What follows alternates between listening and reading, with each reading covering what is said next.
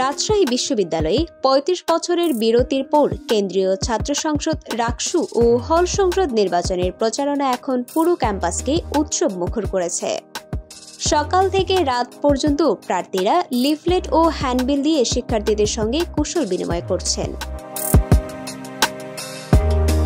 নির্বাচনী আচরণ বিধি অনুযায়ী ভোটের ২৪ ঘণ্টা আগ পর্যন্ত সকাল ১০টা থেকে রাত ১০টা পর্যন্ত প্রচারণা চালানো যাবে।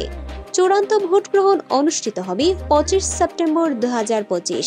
ক্যাম্পাসে সরেজমিনে দেখা যায় প্রার্থীরা নানা উপায়ে শিক্ষার্থীদের সঙ্গে সংযোগ স্থাপন করছেন।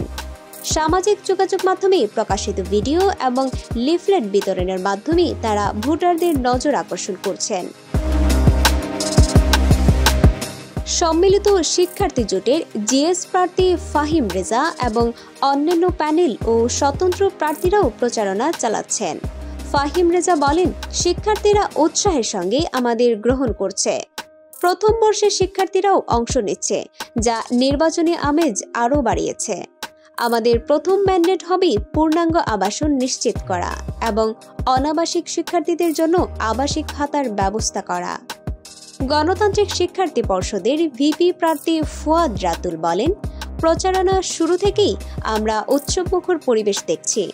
তবে পূজার ছুটি ২৭ থেকে ৩০ সেপ্টেম্বর এবং কর্মবিরতির কারণে ভোটার উপস্থিতি কতটা হবে তা নিয়ে কিছু শঙ্কা আছে।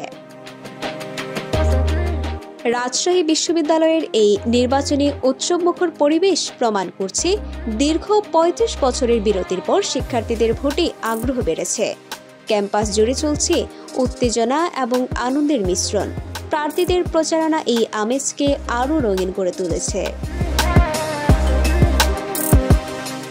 এই ধরনের গুরুত্বপূর্ণ আপডেট পেতে আমাদের সঙ্গে থাকুন। বিজিএন টিভি 24 সংবাদ, যেখানে বিশ্বস্ততা সেখানে।